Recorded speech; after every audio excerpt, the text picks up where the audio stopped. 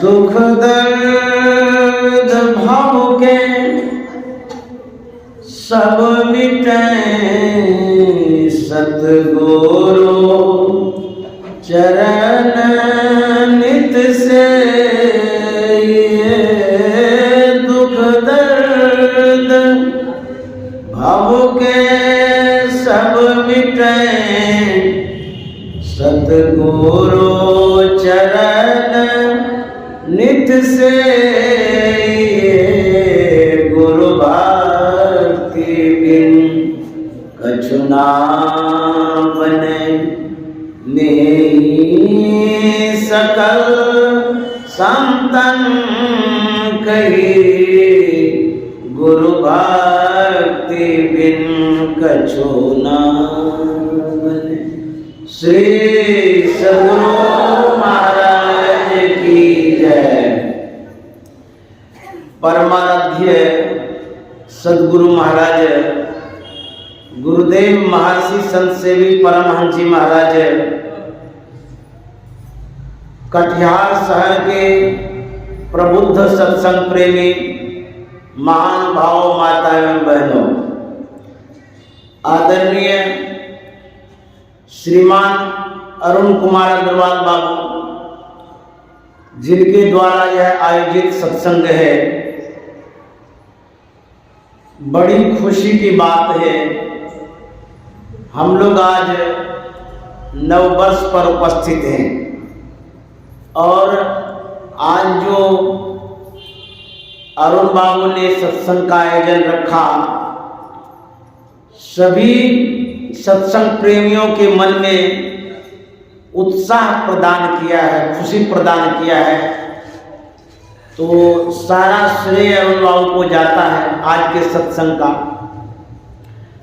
हम लोग नववर्ष मनाते हैं,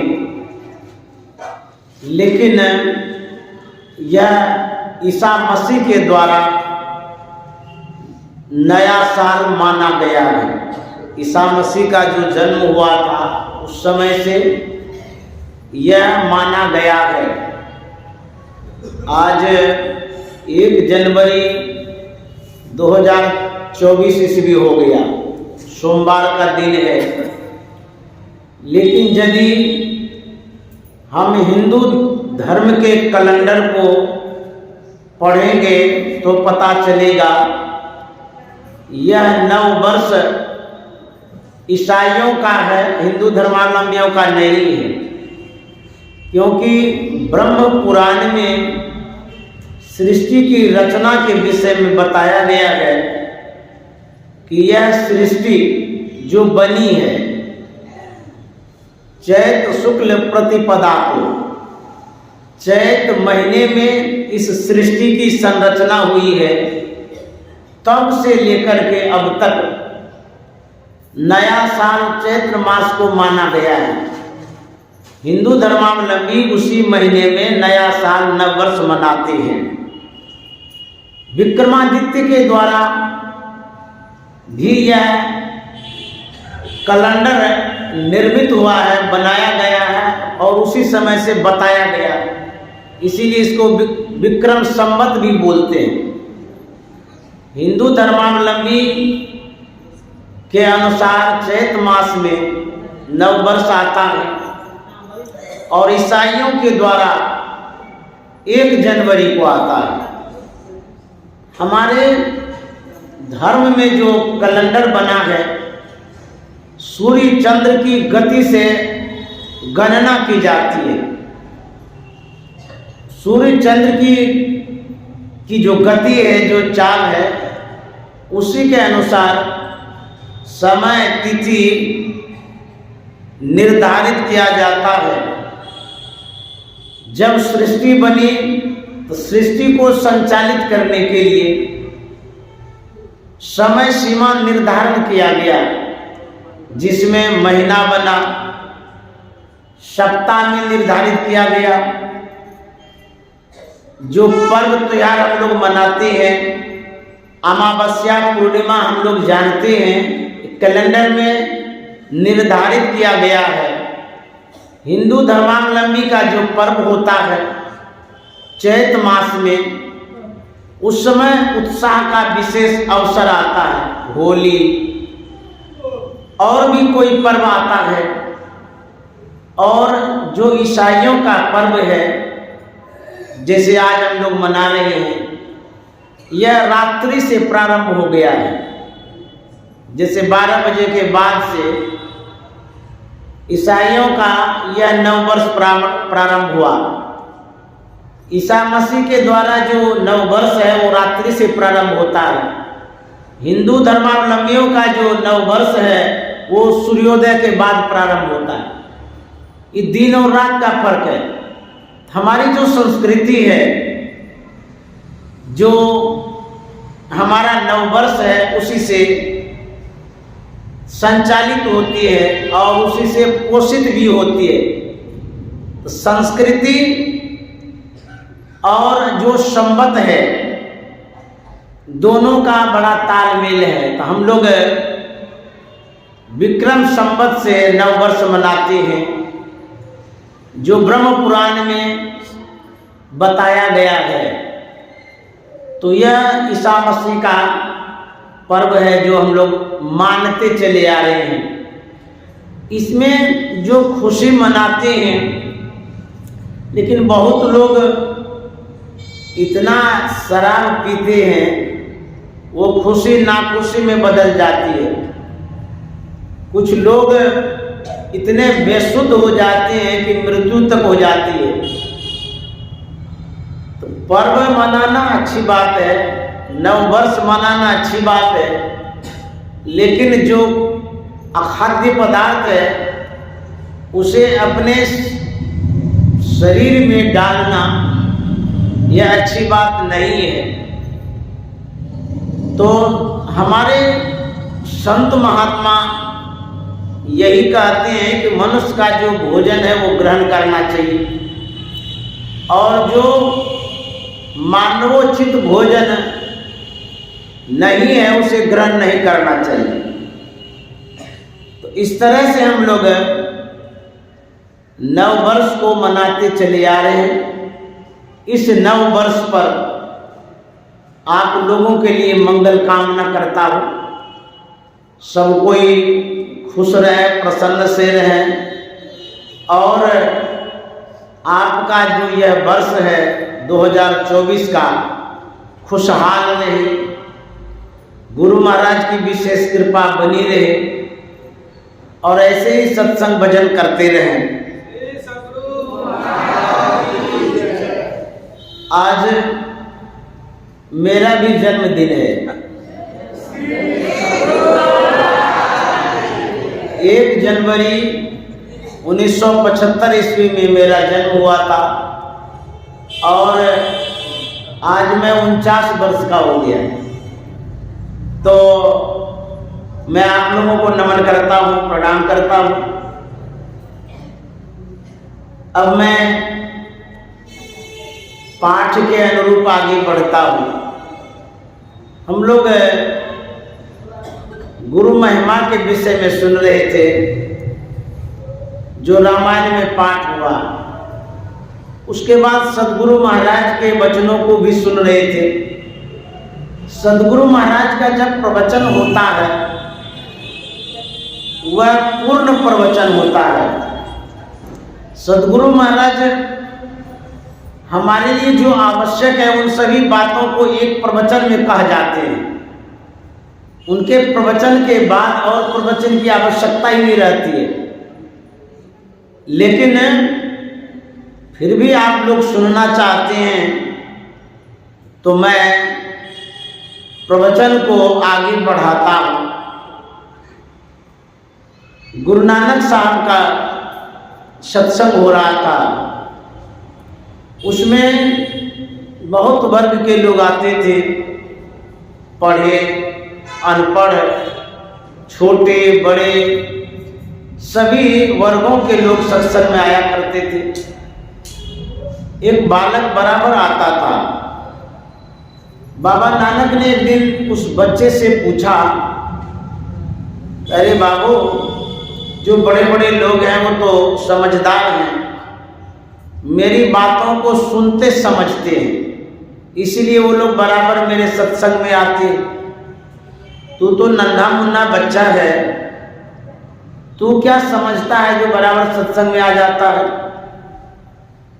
उस बालक ने जवाब दिया कि बाबा, जब मैं घर पर होता हूँ, जिस समय मेरी माँ भोजन बनाती है तो मैं चूल्हे के पास बैठा रहता हूँ। मैं देखता हूँ माँ को, जब वो चूल्हे में मोटी मोटी लकड़ियों को डालती है तो देर से जलती है, जब पतली पतली टहनियों को डालती है तो जल्दी जल जाती है।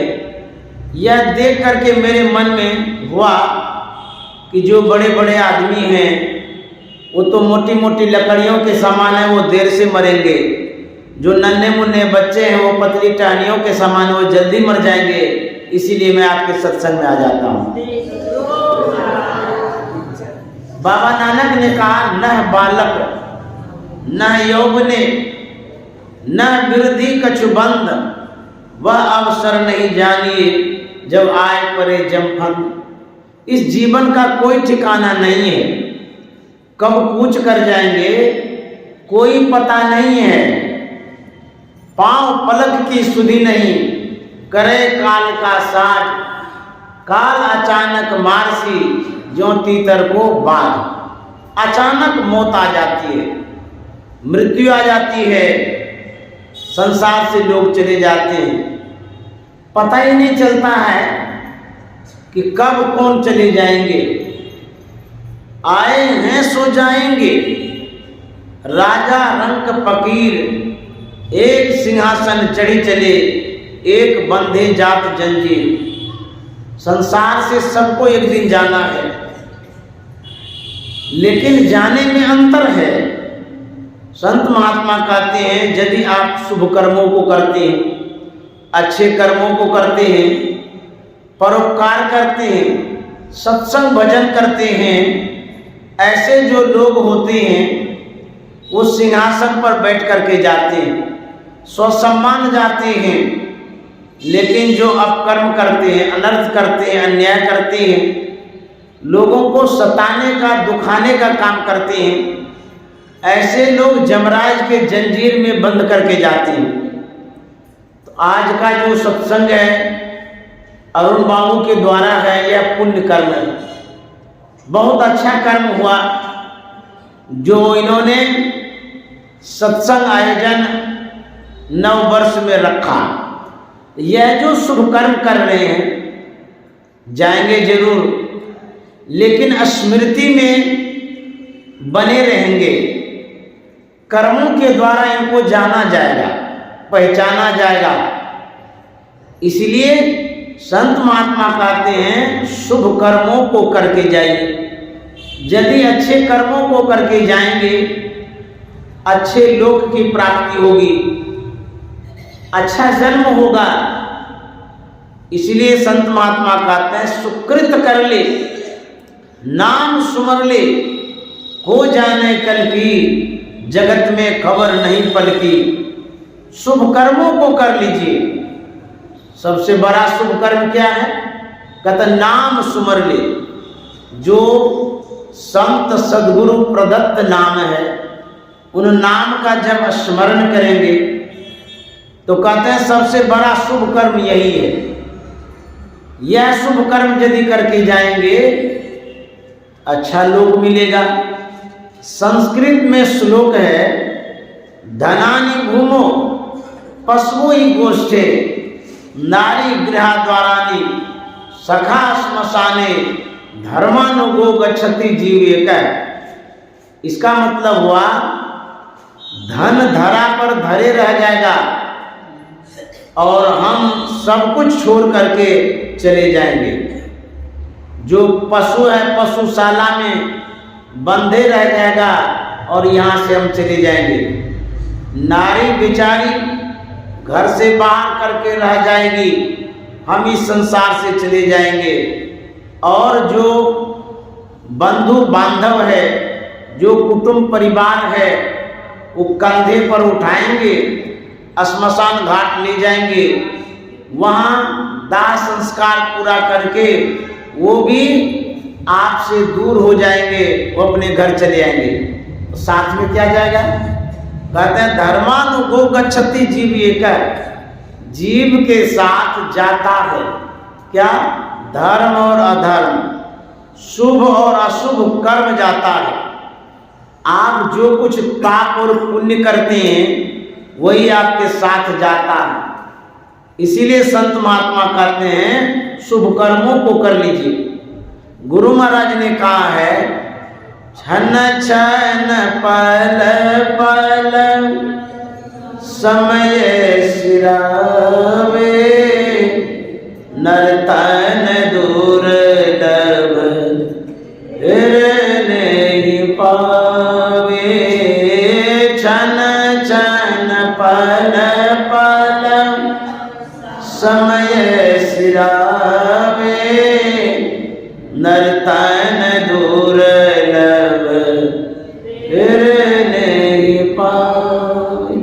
गुरु महाराज कहते हैं छन छन पल पल समय सिरावे, यह जो समय है समाप्त होते जा रहा है, एक एक क्षण में बीतते जा रहा है। जो बालापन था वो बीत गया, युवापन बीत गया, बहुत लोग बुढ़ापा में आ गए, उसके बाद यहाँ से संसार से चले जाएंगे। यह जो जीवन है इसकी जो गतियां हैं यह परिवर्तित होती रहती है, बदलती रहती है। जीवन थोर भयाभव भोर, कहाँ धन जोर करोड़ कमाए।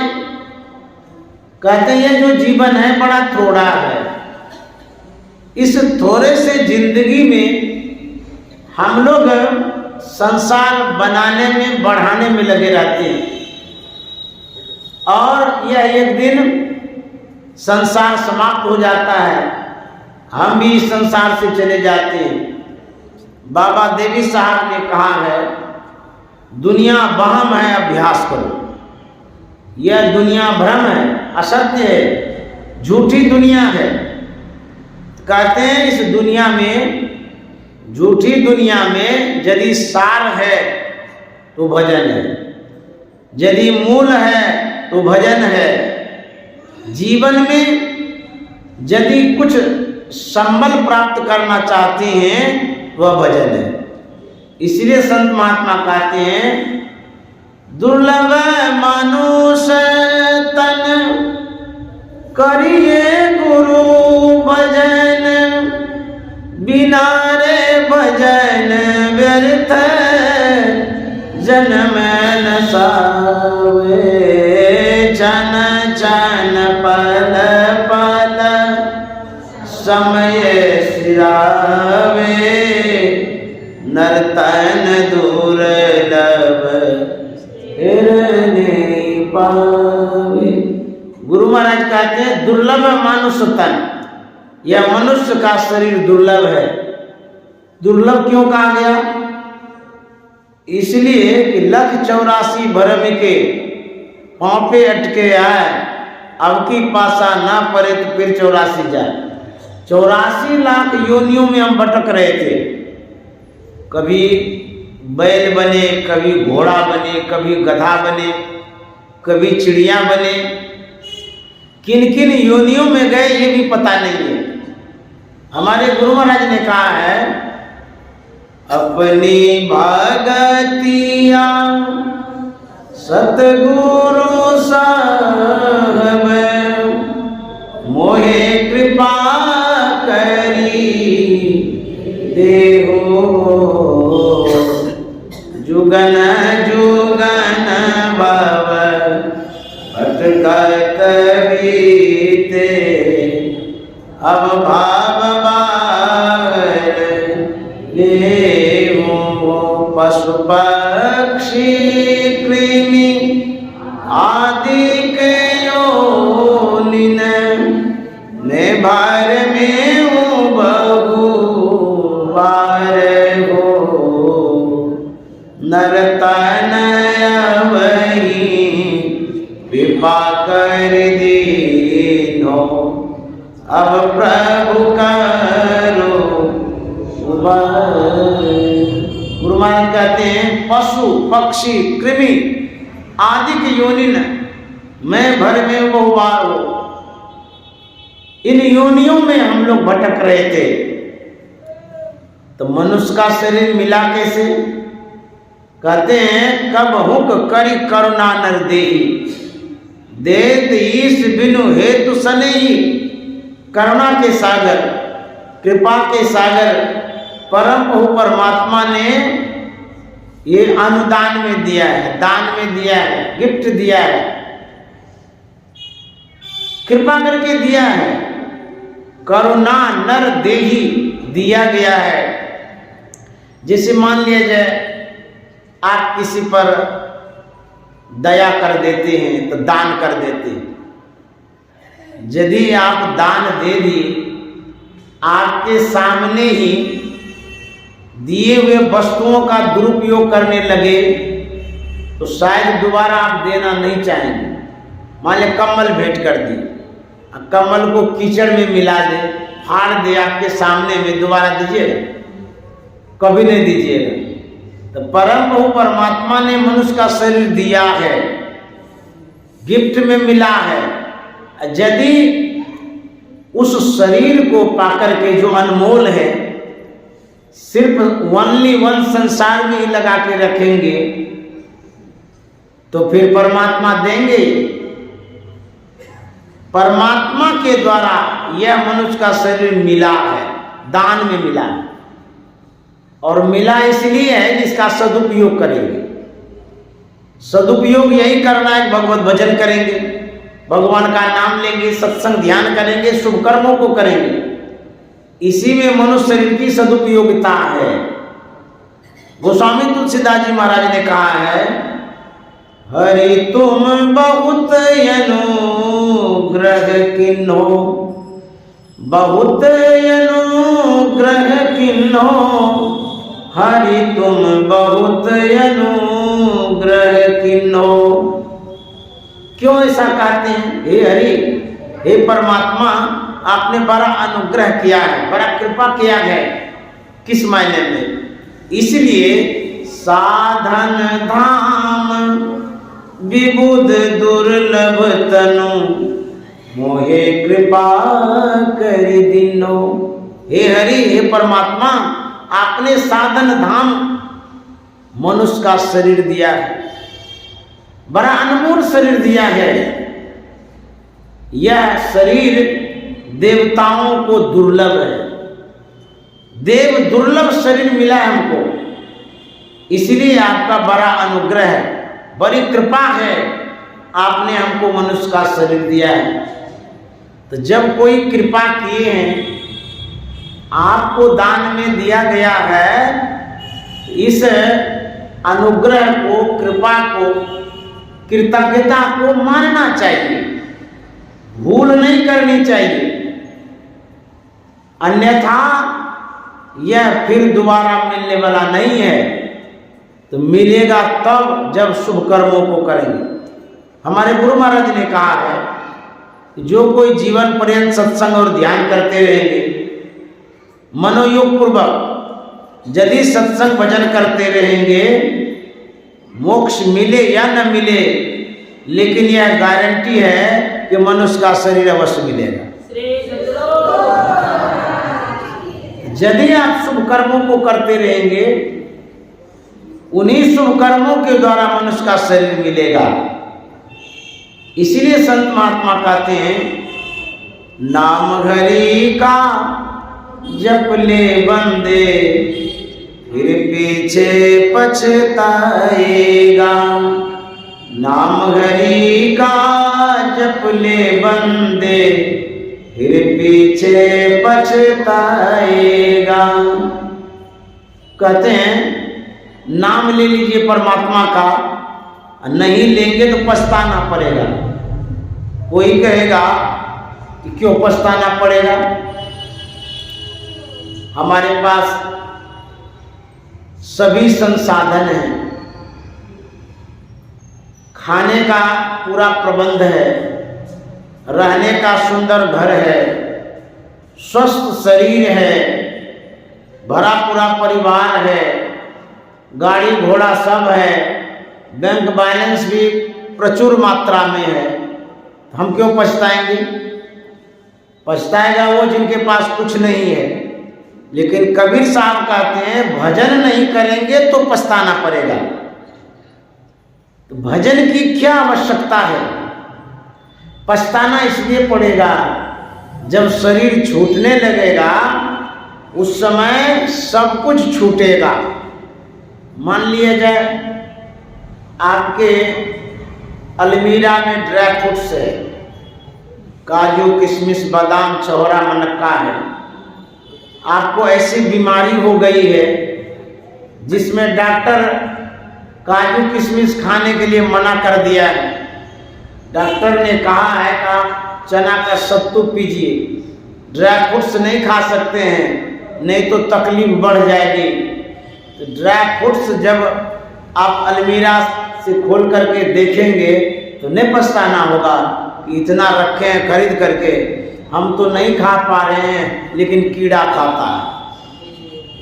पछताना तो पड़ेगा उस समय जब आपके शरीर का सिस्टम चौपट हो जाएगा, तो खाने के लिए तरसते रहेंगे, अच्छी अच्छी चीजें नहीं खा पाएंगे, उस समय पछताना होगा।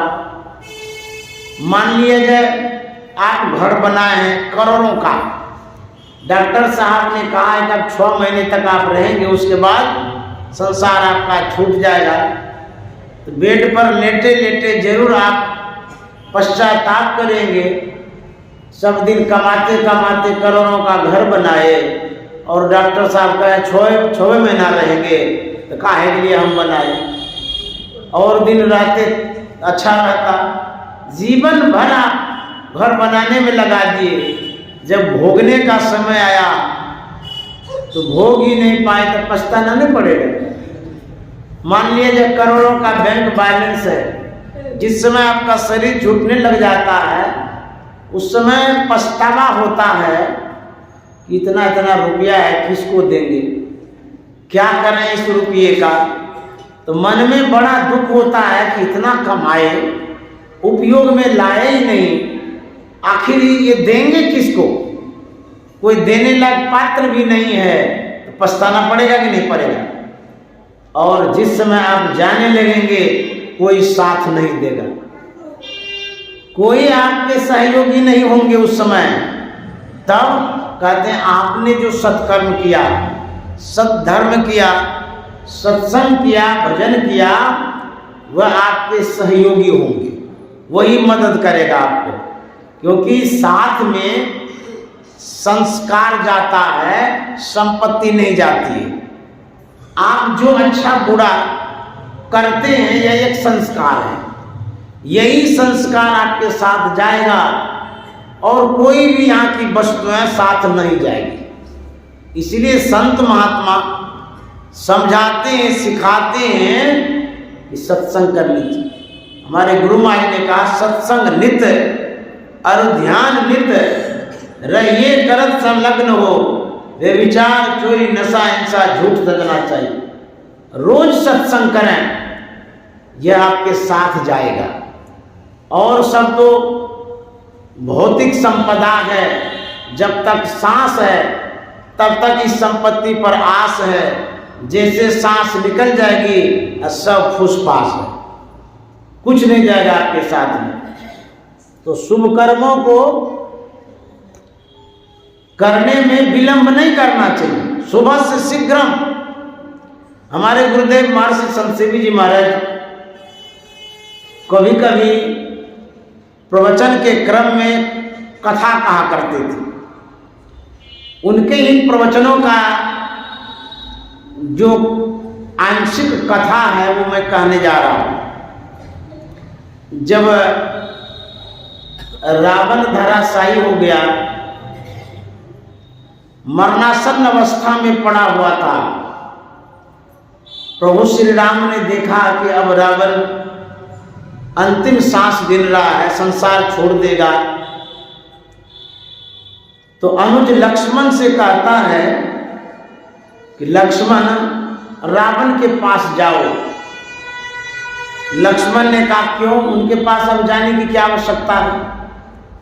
भगवान श्री राम ने कहा था आवश्यकता तो नहीं है, लेकिन उनके पास जो गुण है, जो ज्ञान है, उनके पास जो बुद्धि है, उसकी आवश्यकता है। तो बोले क्या करें। बोले कि रावण के पास जाओ, उनसे कहना कि आप कुछ राजनीति की बात सिखा दीजिए, क्योंकि अब हम लोग अयोध्या जाएंगे, वहाँ के राजकाज को संभालेंगे। तो राज्य संचालित करने के लिए राजनीति की आवश्यकता पड़ती है। तो रावण बहुत बड़ा नीतिज्ञ है, उनको अनुभव है राज्य चलाने का, तो कुछ नीति की बात सिखाओ। आज्ञा पाकर के अनुज लक्ष्मण जाता है रावण के पास। रावण देखता है कि लक्ष्मण इस घड़ी में, रावण पूछता है इस घड़ी में आप मेरे पास क्यों अभी आए हैं, आपको क्या आवश्यकता पड़ गई, अब तो मैं संसार से जाने वाला हूं। लक्ष्मण कहता है कि मैं अपने मन से नहीं आया, बल्कि प्रभु श्री राम ने आपके पास भेजा है राजनीति की बात सीखने के लिए, इसी निमित्त मैं आपके पास पहुंचा हूं। तो आप बता दीजिए, मैं चला जाऊंगा।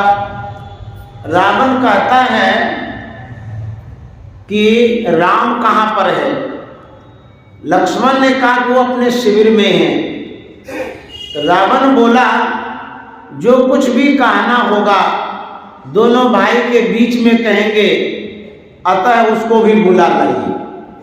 तो लक्ष्मण जाता है, प्रभु श्री राम को बुला करके लाता है। रावण के पास भगवान श्री राम हैं और अनुज लक्ष्मण भी है।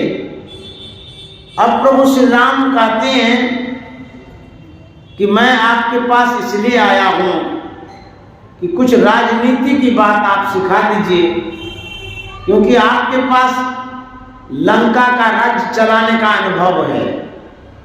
मैं जब राज्य संचालित करूंगा अयोध्या का, तो मुझे नीति की आवश्यकता पड़ेगी, इसीलिए मैं आपके पास आया हूं। रावण कहता है आप नीति की बात सीखने के लिए नहीं आए हैं, बल्कि मेरे जैसे पतित को अंतिम दर्शन देकर के उद्धार करने आए हैं। जहां तक रही राजनीति की बात, रावण कहता है मैं तो छोटे मोटे लंका का अधिपति था, इतनी सी राजनीति का मुझे अनुभव है, लेकिन हे प्रभु आप तो पूरे विश्व के नायक हैं, पूरे ब्रह्मांड को संचालित आप करते हैं, आपके पास इतना ज्ञान है, आप हमसे क्या सीखेंगे। आप हमें अंतिम दर्शन देने के लिए आए। और रावण क्या कहता है कि मैं कुछ अपने जीवन से संबंधित बात बता देना चाहता हूं। रावण कहता है कि मैं गया था समुद्र के किनारे, वहां मैंने देखा अगाध जल राशि है, लेकिन सारा जल खारा है, पीने योग्य नहीं है। तो मेरे मन में हुआ कि इसे शुद्ध पवित्र पीने योग्य बना दूं। मेरे हाथ में वरुण देवता रहता था, आदेश करते ही वो सब काम कर जाता, लेकिन मेरे मन में हुआ कि अभी क्या है, कभी कर लेंगे, टाल दिया। वह अच्छा काम था, मैंने नहीं किया। मैं एक बार नरक गया था, नरक वासियों की यातना देख करके मेरे मन में बड़ी वेदना हुई, पीड़ा हुई, बड़ा दुख हुआ कि नरकवासी कितना कष्ट सह रहा है। ऐसा करते हैं कि नरक से स्वर्ग तक सीढ़ी बना देते हैं। सब नरकवासी सीढ़ी पर चढ़ चढ़ करके स्वर्ग चले जाएंगे, इन लोगों का दुख दूर हो जाएगा। फिर मन में हुआ कभी क्या है, कभी भी कर लेंगे, ये तो हमारे दाएं बाएं का खेल है। वह भी नहीं किया।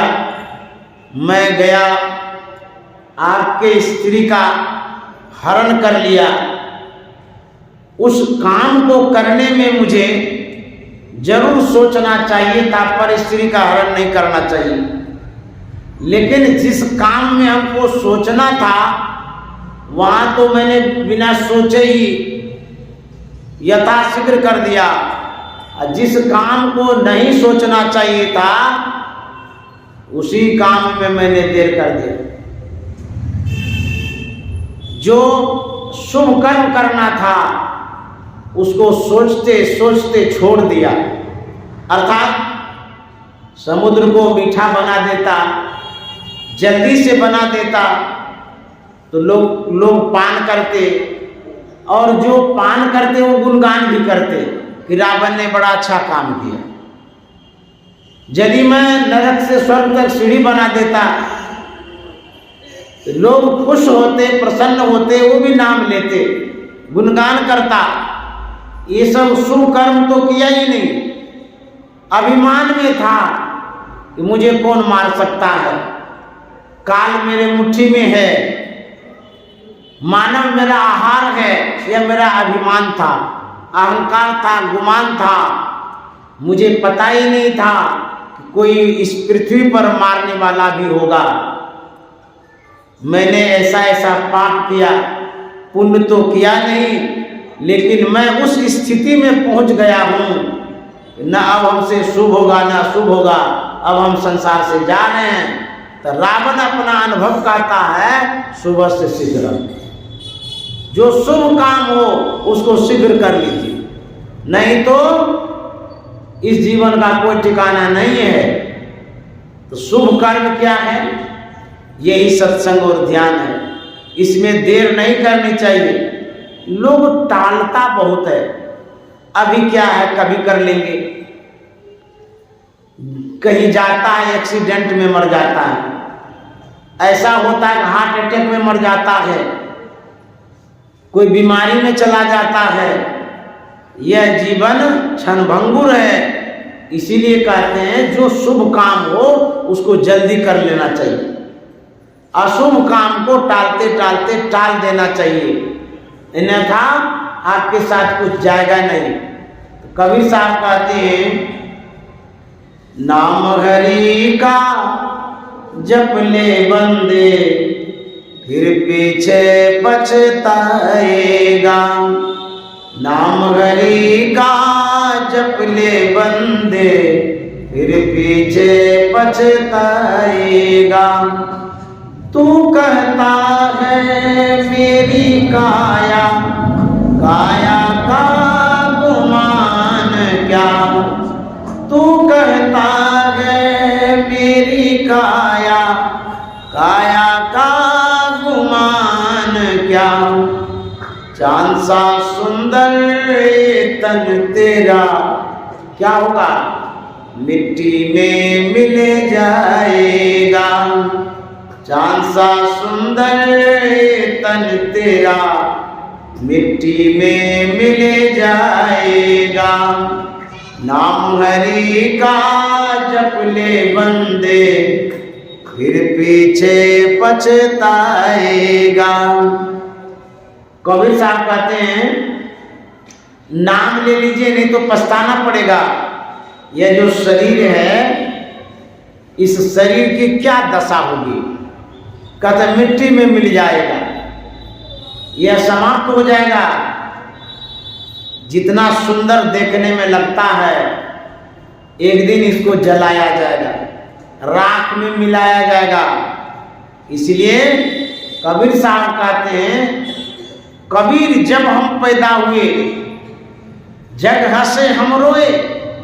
स्वाभाविक ऐसा देखा जाता है कि जन्म लेते ही बच्चा रोने लगता है, और संसार के लोग, परिवार के लोग हंसते हैं बालक हो गया, बालक हो गया।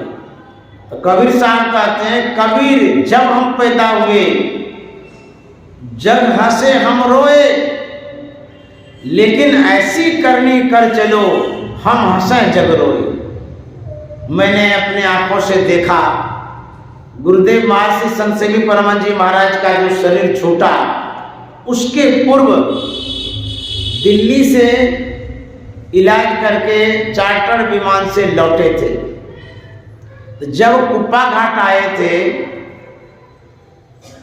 उनके चेहरे पर जो हंसी दिखी थी, उसका हम लोग फोटो भी लिए थे, अभी भी है। वैसी हंसी मैंने कभी नहीं देखी। अर्थात जाने के पहले कुछ दिन की बात है और कम दिन की बात है, इतने प्रसन्न मुद्रा में थे कि लगता था कि उनको कुछ मिल गया या कुछ विजय प्राप्त कर लिए। तो सच में हमारे गुरुदेव ने इस शरीर को सार्थक किया, इंद्रियों पर विजय प्राप्त किया, संसार को उन्होंने जीता और अपने जीवन को साधन भजन में लगा करके मोक्ष प्राप्त किया। इतना संसाधन उनके पास जो हुआ, इसी संपत्ति के कारण वो खुश थे, इसीलिए वो हंस रहे थे। अब तो हम विजय प्राप्त करके जा रहे हैं और जो साधन का धन है वो प्राप्त करके हम जा रहे हैं। तो गुरुदेव हंसते हुए गए थे, ये मैंने आंखों से देखा। तो कबीर साहब कहते हैं, ऐसी करनी कर चलो हम हंसें जग रोए। और गुरुदेव जब संसार को छोड़ दिए थे, कुप्पा घाट में जगह नहीं थी और जो कोई आए थे उस दिन सब के सब रो रहे थे, बिलख रहे थे। लग रहा था कि उनका अपना ही निजी परिवार शरीर छोड़ दिया, ऐसा देखा गया था। और आज भी उनको याद करके लोग रो पड़ते हैं। ऐसे महापुरुष थे।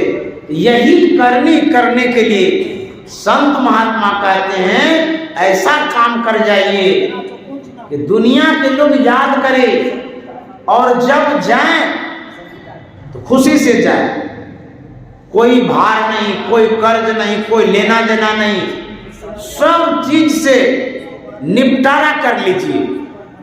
संसार की आसक्ति नहीं रहे, लेना देना कोई बाकी नहीं रहे, सब कुछ लेना देना जो कुछ करना हो कर लीजिए। और जब जाने लगेगा तब आपको खुशी होगी। जाना ध्रुव निश्चित है। कबीर साहब कहते हैं, वहां से क्या तू लाया बंदे और यहाँ से क्या ले जाएगा। मुट्ठी बांधे आया जग में हाथ पसारे जाएगा। मुट्ठी बांधे आया जग में हाथ पसारे जाएगा। नाम हरि का जप ले बंदे फिर पीछे पछताएगा। बाला मन में हेला खाया और आई जवानी मस्त रहा। बाला मन में हेला खाया आई जवानी मस्त रहा। बूढ़ापन में रोग सताए हाथ बड़ा पछताएगा। बूढ़ापन में रोग सताए हाथ बड़ा पछताएगा। नाम हरि का जप ले बंदे फिर पीछे पछताएगा। अंतिम में कवि साहब कहते हैं, जपना है तो जप ले बंदे आखिर तो मिट जाएगा। जपना है तो जप ले बंदे आखिर तो मिट जाएगा। कहत कबीर सुनो भाई साधो करने का फल पाएगा। कहत कबीर सुनो भाई साधो, करनी का फल पाएगा। नाम हरि का जप ले बंदे, फिर पीछे पछताएगा। श्री सद्गुरु महाराज की जय।